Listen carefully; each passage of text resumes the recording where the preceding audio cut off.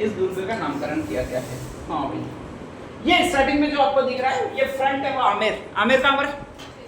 जयपुर। ठीक है, जयपुर का एक फेमस दुर्ग है जिसको आपके एक तो जयगढ़ कहा जाता है, एक आमेर कहा जाता है, एक और कहा जाता है उसको नाहरगढ़ कहेंगे।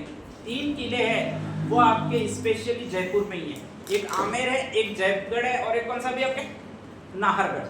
ठीक है, तो आज जहाँ नाम वाले सारे किले हैं वो आपके आमेर में, ध्यान रख लीजिएगा, या फिर जयपुर में। और उसमें से पहला ही किला बना हुआ है वो ये बना हुआ है, नाम कौन सा आपके? आमेर। दूसरा किला बना हुआ है वो जयगढ़ है। ठीक है, और तीसरा किला बना हुआ है उसका नाम नाहरगढ़ है। कौन सा है? नाहरगढ़। ठीक है, ध्यान रख लीजिएगा।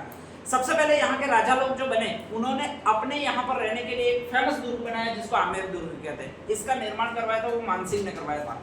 मानसिंह का फुआ जी कौन? अकबर। ठीक है, इसका मतलब ये अकबर के दरबार में रहा होगा। अकबर ने अपने सारे किले बनाए थे वो कौन से बाटे से बनाए थे?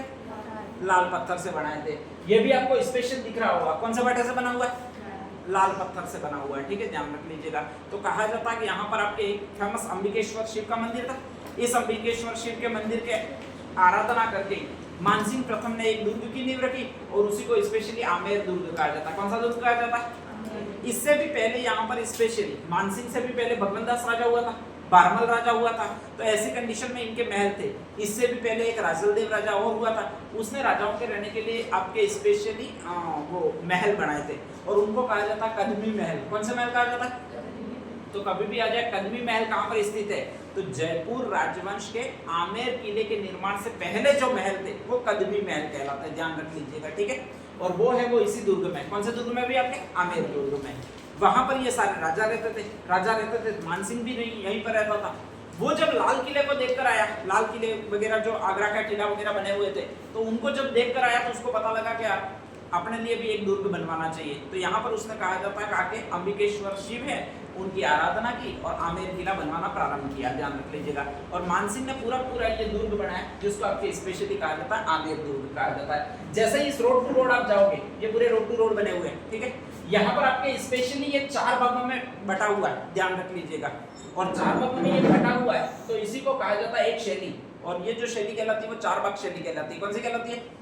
4 भाग शैली। तो 4 भाग शैली का मतलब होता है एक बगीचा है, उसको आपको पूरे भागों में बांटना है। कितना भागों में बांटना है? 4 भागों में बांटना है। ये 4 भाग है, ध्यान रख लीजिएगा। ठीक है, इस तरह से वास्तुकला सबसे पहले डिजाइन की थी वो मुगलों ने डिजाइन की थी।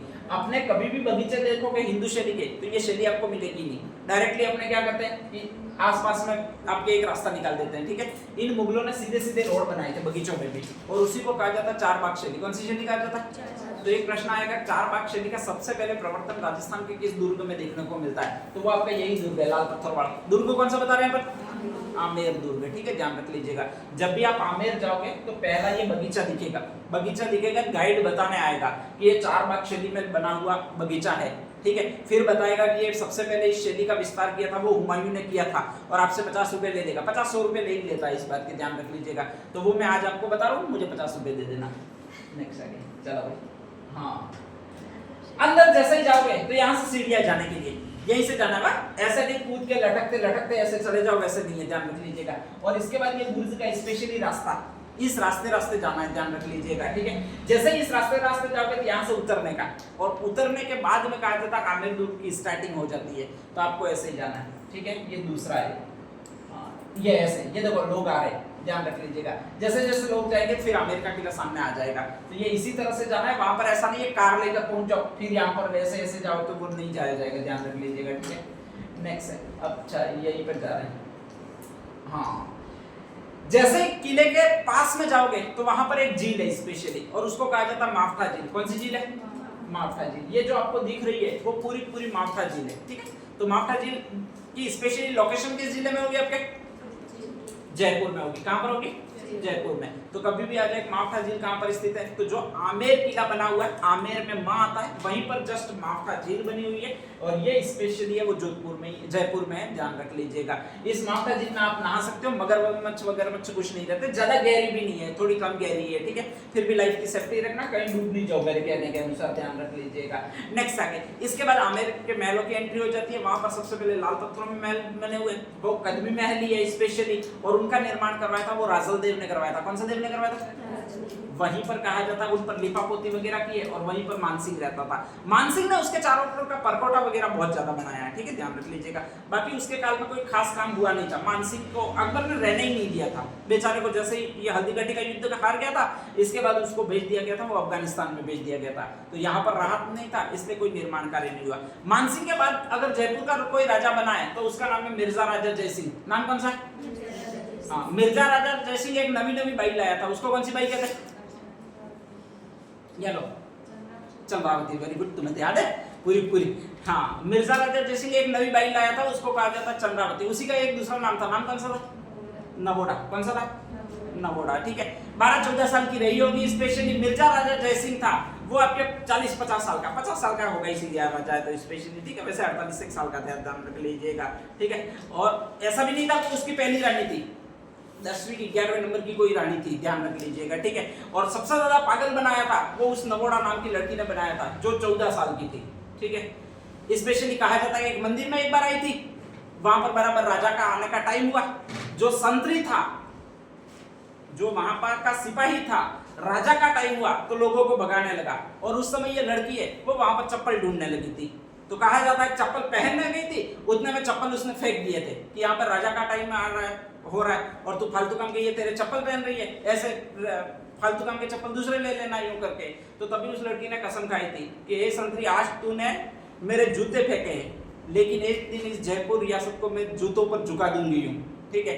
कहा जाता है कि इसके बाद ये डांस वान सीखे और इसके बाद प्रस्तुति दी थी। किसके खिलाफ? आपके ये राजा कौन है?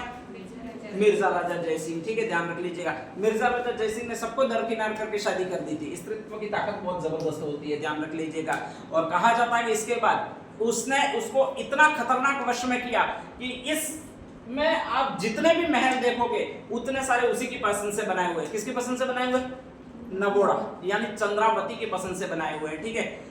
कई दिन हो जाते थे वो राजा आपके दरबार में ही नहीं जाता था। अगर किसी को पागल किया है बहुत बुरी तरह से, वैसे लड़के पागल ही होते हैं, लड़के का बूढ़ा पागल हुआ है पहली बार, ध्यान रख लीजिएगा। ये आपके स्पेशली मंदिर मिलेगा, वो सुहाग मंदिर है। कौन सा मंदिर है? सुहाग मंदिर है। बाई नहीं कहा था आते ही। बाई कौन सी है?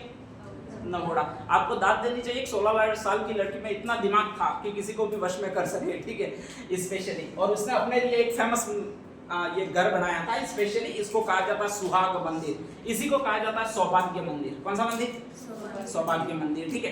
बाहर से देखने से ही लगेगा कि इसमें ही जाकर रहने मिले तो अच्छा रहे, ध्यान रख लीजिएगा, ठीक है। उसके घर का खुद का ठिकाना नहीं था, लेकिन इतना आलीशान उसने अपने घर तैयार किया गया था, जिसको सुहाग मंदिर या सौभाग्य मंदिर कहते हैं, अपने रहने के लिए स्पेशली। मिर्जा राजा जयसिंह के पास खुद के रहने के लिए महल नहीं था उस समय, और उसने अगर पहला मंदिर किसी के लिए बनाया था तो वो इसी नवोड़ा के लिए बनाया था, ध्यान रख लीजिएगा। ये सुहाग मंदिर है, ठीक है। नेक्स्ट आगे, हाँ, ये इतना शानदार आर्किटेक्चर है और ये पूरा बना हुआ है, वो सुहाग मंदिर है या फिर सौभाग्य मंदिर है, ठीक है। इस हाथी वगैरह पालकी उसके लिए स्पेशली आती थी, ध्यान रख लीजिएगा। नेक्स्ट आगे, ये तो पूरा यही है, सुहाग मंदिर ये।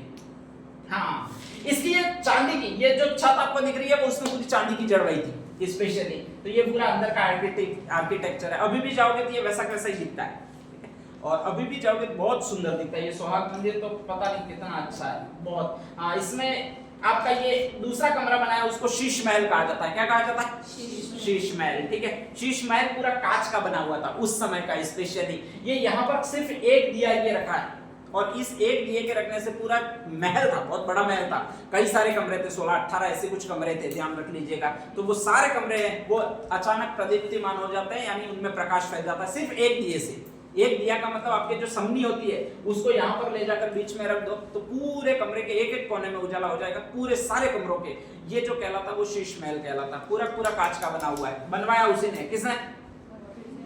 अरे मिर्जा राजा जयसिंह की क्या औकात साले की, नवोड़ा ने, या फिर नेक्स्ट आके चंद्रावती ने, ठीक है। किससे बनवाया? हाँ, मिर्जा राजा जयसिंह। उसको तो बनाना ही था, ध्यान रख लीजिएगा, नहीं तो ना कह देती है। नेक्स्ट आगे, अगला जो ये क्या है बोला, हाँ, ये शानदार चीज है, इसको एक कहा जाता है दीवाने आम। क्या कहा जाता है? दीवाने आम, ठीक है, ध्यान रख लीजिएगा। दीवाने आम का मतलब आम लोगों के बैठने के लिए, और आम लोगों के बैठने के लिए का मतलब वहां पर राजा दरबारी सारे बैठते थे, ठीक है। देखो दीवाने आम बना हुआ वो इस तरह से बना हुआ है, ये सारे खंबे वगैरह लगे हुए हैं, ये सारी छत वगैरह लगी हुई है और कुछ नहीं है, और बाकी यहाँ पर सारे दरबारी वगैरह बैठते थे। इसके जस्ट सामने बना हुआ वो ये मंदिर है, ये कौन सा मंदिर है भैया?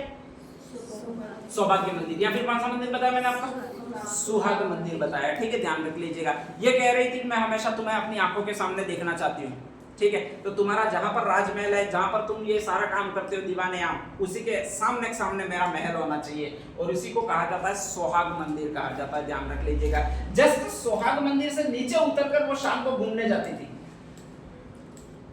तेरी की, हाँ, ये खतरनाक लोकेशन है एक और फिर, ठीक है, ध्यान रख लीजिएगा। ऐसी लोकेशन है कि अगर इसमें भूत बनकर रहने मिले तो भी आज ही आदमी मर जाए, इतने बेस्ट क्वालिटी के आर्किटेक्ट डिजाइन बनाए हुए आपके, ठीक है। इसको कहा जाता है यश मंदिर। कौन सा मंदिर कहा जाता है?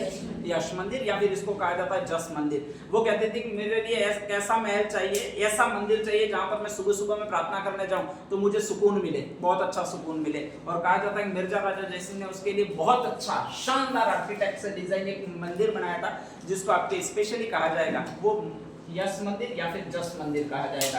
तो ये पूरा यश मंदिर ही है, ठीक है, ध्यान रख लीजिएगा। ये तो वही आ गया आपके सौभाग्य मंदिर, ये आगे आ रहा है, ये भी आगे आ रहा है, बस खत्म हो गए। चलो ठीक है, नेक्स्ट आगे इसके जस्ट पास में सोहाग मंदिर है, सोहाग मंदिर के जस्ट सामने यश मंदिर है। इन दोनों के बीच में एक बाग बनाया, बगीचा बनवाया, और उस बगीचों का नाम दिया दिलाराम बाग, ठीक है। दिलाराम बाग का मतलब एक दिल है, एक आराम है, ध्यान रख लीजिएगा। और दिलाराम बाग में यही है कि जब भी ये नवोड़ा जो चंद्रावती थी उसको आराम करने की इच्छा होती थी तो वो उस बगीचे में आती थी। कौन से बगीचे में आती थी? दिलाराम बाग में।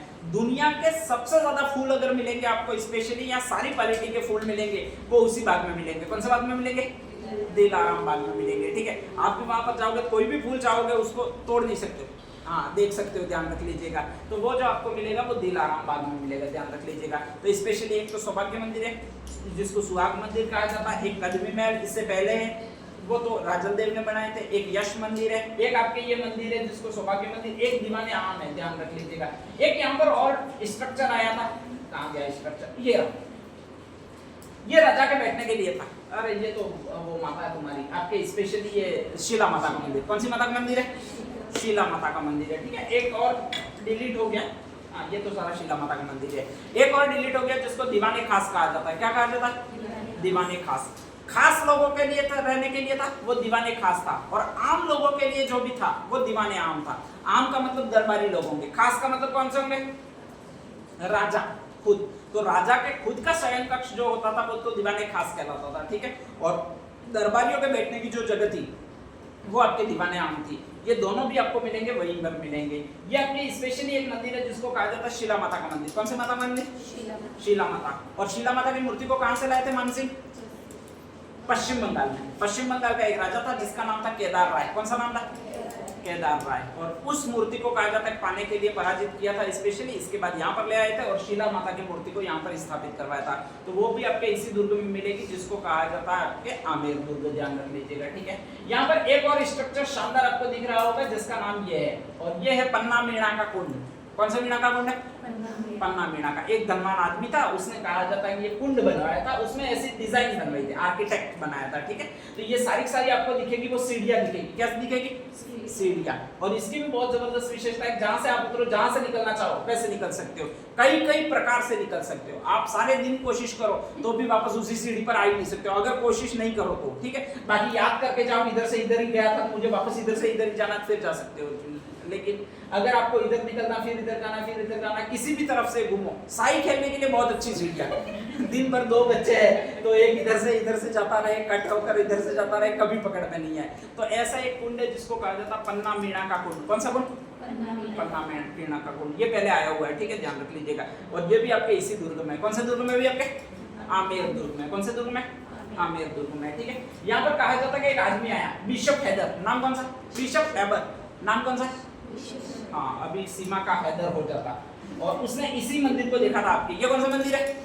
यश मंदिर। और एक बाई का महल देखा था। बाई का महल पहले वाला कहां गया? ये तो शीश महल है। हाँ, ये मंदिर। कौन सा मंदिर है ये आपके? सुहाग मंदिर। या फिर कौन सा मंदिर है? सौभाग्य मंदिर है, ठीक है, ध्यान रख लीजिएगा।